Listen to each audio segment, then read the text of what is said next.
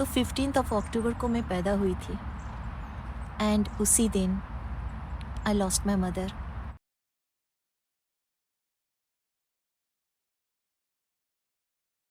Hi everyone, this is Ratnashree. तो आज 15 अक्टूबर है।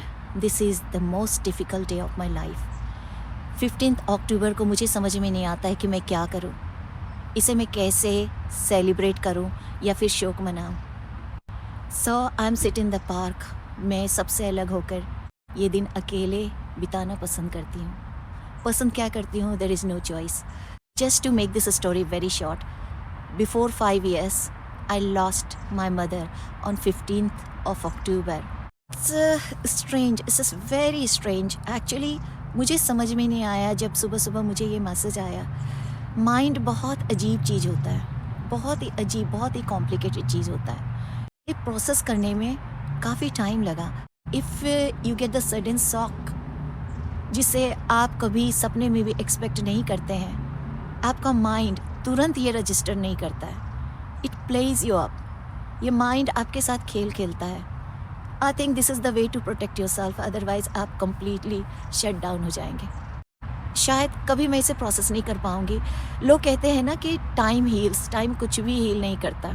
जो आपके लव्ड वन हैं वो चले जाते हैं, ईश्वर के पास चले जाते हैं। डेथ जैसे शब्द मैं यूज़ करना पसंद नहीं करती हूँ, क्योंकि हम सब जानते हैं ये शरीर का नाश होता है, आत्मा का कभी डेथ नहीं होता। वो शायद ईश्वर में विलीन हो जाते हैं। मैंने डिसाइड किया कि मैं अपनी मदर रत्नाश्री को कभी नहीं जाने दूंगी। मुझे अपना नाम कभी से पसंद नहीं था। मैं बचपन से कहती थी, मम्मी आपका नाम कितना अच्छा है, रत्ना, ये जैसे लगता है एक प्रिंसेस का नाम है। मैं कहती थी, मम्मी आपका नाम तो राजकुमारी की तरह है। मेरा नाम बिल्कुल भी पसंद नहीं था। और एक दिन मम्मी ये नाम छोड़ के चली गई, तो मैंने अपना नाम बदल के रत्ना रख लिया, रत्नाश्री। मैं भी समझती थी कि रोना कमज़ोर होने की निशानी है। मैं अपने आप को बहुत ही स्ट्रांग मानती थी और लोग भी मुझे बहुत स्ट्रांग मानते थे, क्योंकि मैं यहाँ एक हीलर, एक मेडिटेशन टीचर की तरह काम करती हूँ। लेकिन जब आप किसी लव्ड वन को खोते हो, उससे बड़ा दुख कुछ भी नहीं होता। इसके सामने आपको सारे दुख बहुत छोटे लगते हैं। और ये रोना जो है, आंसू, मेरा एक हथियार बन गया दुख से लड़ने के लिए। तो जब भी मुझे अपनी मदर की याद आती है, हालांकि अपनी मम्मी की याद मुझे हमेशा ही आती है, वो हमेशा मेरे साथ है। कभी कभी दिल करता है कि मैं उनकी बाहों में चली जाऊँ, वो मुझे हक करे। और इस कमी को महसूस करके मैं काफ़ी रोती हूँ। लोग कहते हैं कि oh you still crying, you are not healed. Don't think I want to get healed. अभी उनकी यादें मेरे पास है और मेरी आंसू एक हथियार है। जब उनकी बहुत ज़्यादा याद आती है तो मैं आंसू बहाती हूँ। And this is how I am protecting my mind, my body from this disaster. तो 2019 15 अक्टूबर के बाद मेरी ज़िंदगी बहुत शांत हो गई। मैंने भागना बंद कर दिया। चीज़ों के लिए भागना मेरी आदत थी। बहुत ही महत्वाकांक्षी मैं मानी जाती थी। मेरे पास लंबे बकेट लिस्ट हुआ करते थे। मैं 1 by 1 उनको पूरा करने में लगी हुई थी। इस भाग दौड़ में मैं शायद जीवन का अर्थ कभी भी नहीं समझ पाती। बस मेरी मदर ने, मेरी माँ ने जाने के बाद, इस दुनिया को छोड़ने के बाद मुझे वापस धरती पे आके एक संदेश दिया और मेरी ज़िंदगी बदल गई। इस संदेश के बारे में शायद मैं आपको अगले वीडियो में बताऊंगी, क्योंकि अभी मैं बताने लायक नहीं हूँ। अभी मैं बाहर बैठी हूँ और मैं रोना शुरू कर दूँगी। आज मैं दूसरे लोगों को देखती हूँ, वो पैसों के पीछे भागते हैं, वो रिश्तों के पीछे भागते हैं। किसी हस्बैंड ने वाइफ को छोड़ दिया, वाइफ ने हस्बैंड को छोड़ दिया। किसी स्टूडेंट को प्रॉपर मार्क्स नहीं मिला, किसी पर्सन को वो जॉब नहीं मिला जिसे वो चाहता था, किसी का किसी से झगड़ा हो गया, किसी को वर्क में सेटिस्फैक्शन नहीं है, किसी के बॉस ने कुछ कह दिया। सब बुरी तरह से प्रभावित हो जाते हैं। किसी को बिजनेस में घाटा हो गया, उसे लगता है कि उसकी दुनिया ख़त्म हो गई है। यार, जब आपके आसपास लोग हैं जिसे आप प्यार करते हैं, जो आपके लिए बहुत ज़रूरी हैं, उनकी सांसें चल रही है, आप बहुत लकी हैं। उनकी सांसें चल रही है तो आपके पास सब कुछ है। जब ये लव्ड वन आपको छोड़ के चले जाएंगे तो आप शायद दुनिया की सारी दौलत दे दो, अपने सारे रिश्ते नाते कुर्बान कर दो, वो वापस नहीं आएंगे।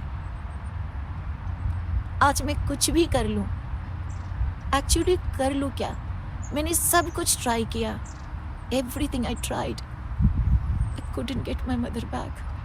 आज मुझे ये देख के बहुत कष्ट होता है, जिनके रिश्ते अभी भी धरती पे हैं, जिनकी माएँ हैं, जिनके पिता हैं, जिनके लव्ड वंस हैं, वो उनका केयर नहीं करते, वो इन रिश्तों को फॉर ग्रांटेड लेते हैं।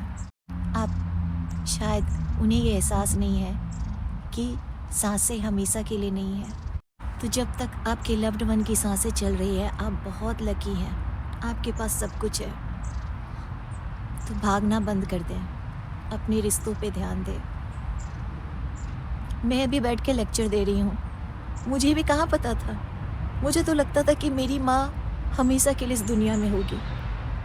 मैं यूके में रहती हूँ, लेकिन मम्मी हमेशा मेरे साथ होती थी, वो मेरे फ़ोन में हमेशा साथ होती थी।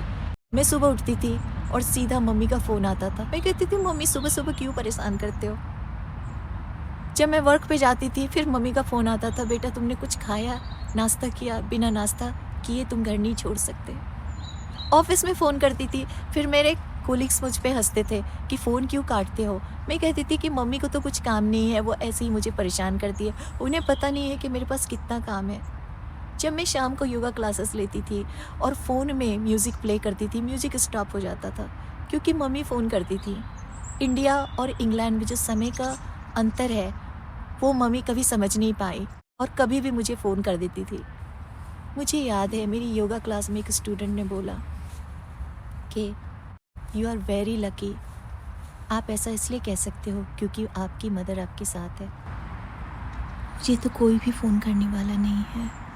और मैंने बस हंस दिया, मैंने उसकी बात पर कोई गौर नहीं किया। और आज मेरे उस स्टूडेंट का मुझे नाम याद नहीं है, लेकिन उसकी ये लाइन मुझे हमेशा याद आते हैं। आज भी ये फ़ोन मेरे पास है, लेकिन मेरी मदर का कोई कॉल नहीं आता है। आज भी मैं वो सारे काम करती हूँ जो मैं पहले करती थी। अब कोई डिस्टर्ब नहीं करता, अब कोई पूछने वाला नहीं है कि तुमने नाश्ता किया या नहीं किया।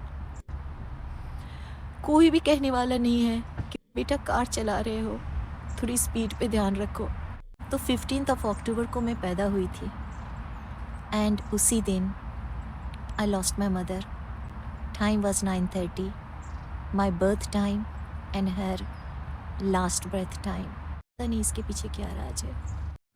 मम्मी ने जाते जाते इस रिश्ते को और भी गहरा कर दिया।